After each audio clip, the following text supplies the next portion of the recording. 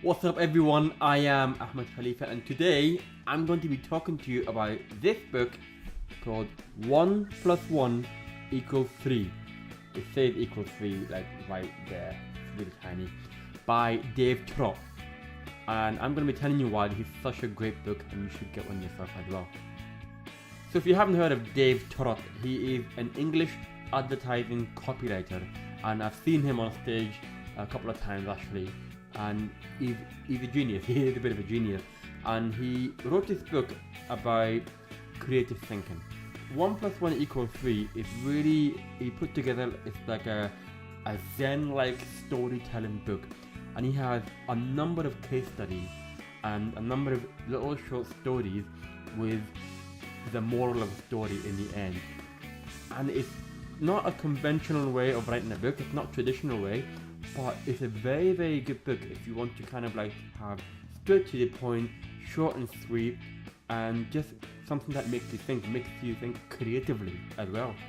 It's kind of a fun, engaging book for beginners and professionals in the kind of advertising, marketing and the creative industry as well. But at the same time, you know, it's appropriate for all walks of life. You don't have to be in the industry to enjoy this book. You know, the thing is with this book as well is that you don't have to read it like front to back as many people. You can pick up a random chapter and read a short story and it makes you think about like, wow. The chapters are quite short actually. We're talking like 3 pages, probably maximum 4 pages long.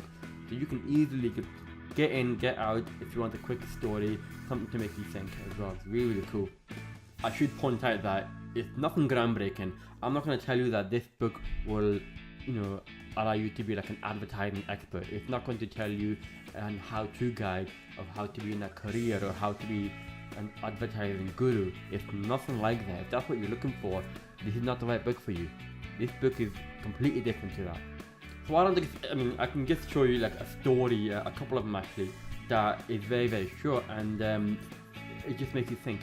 Everyone heard of a story, The Boy Who Cried Wolf, and there's always like the moral of a story. So in this case, The Boy Who Cried Wolf, you know, the moral of a story is don't lie, don't exaggerate, don't take advantage of the people around you, and you know, that is the moral of a story. And the book has loads of that, and it's really, really insightful.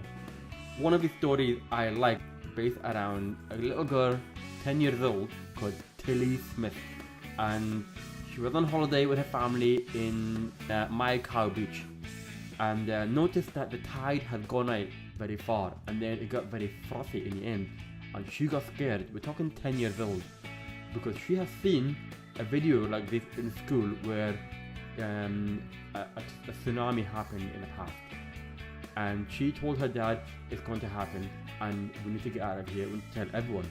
And imagine the father thinking, you know what, I don't know if I want to do this. The little girl, she doesn't know, and it's embarrassing for him to kind of, you know, tell everyone to get off the beach, get on the high ground, and he reluctantly did it. He told everyone, get off the beach, go to the 3rd floor, I think higher now, of a hotel, and within minutes, 3 massive tsunami came, and this actually happened on the Boxing Day of 2004.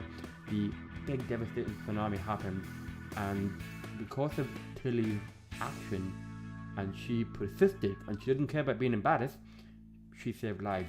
And the moral of the story that Dave Trott put in the ending is regret is worse than embarrassment. Nice way of thinking that.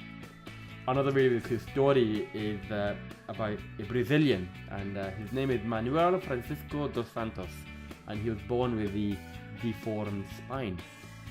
And you know, most people will, you know, get their child to kind of go through therapy, go operation, get it fixed, but he came from a poor background, the parents can't afford it.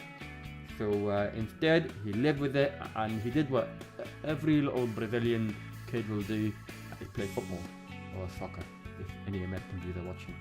So he played a lot of football and when he grew older, his shorter leg gave him an unusual running style. And that allowed, you know, him to kind of fool people because kids couldn't tell which way he went. And he became a bit of a hero and he became a professional footballer. He's also known as Garincha, long story short, he won the World Cup twice. His last day of his, when he retired, he was nearly 40 years old. On his final match, over 130,000 people came to watch him, and he was a bit of a hero. And it's because he didn't try to fix a disadvantage. The moral of the story in this case is he turned it into an unfair advantage. So you can imagine that's just two of the stories I told you, and there's dozens of them in there, and it's such a great read. I highly recommend it. And if you want to find out where you can get it, if you want your own copy, I put the link right below, and you can get your own copy as well. Thank you for watching this video. I hope you found it useful. Let me know if you have got a book or if you're going to buy it. Let me know what you think about it, if you have read it, and I'll get back to you. And of course, don't forget to subscribe to the video down below. I would really appreciate it if you can do that. And in the meantime, do your thing because it matters.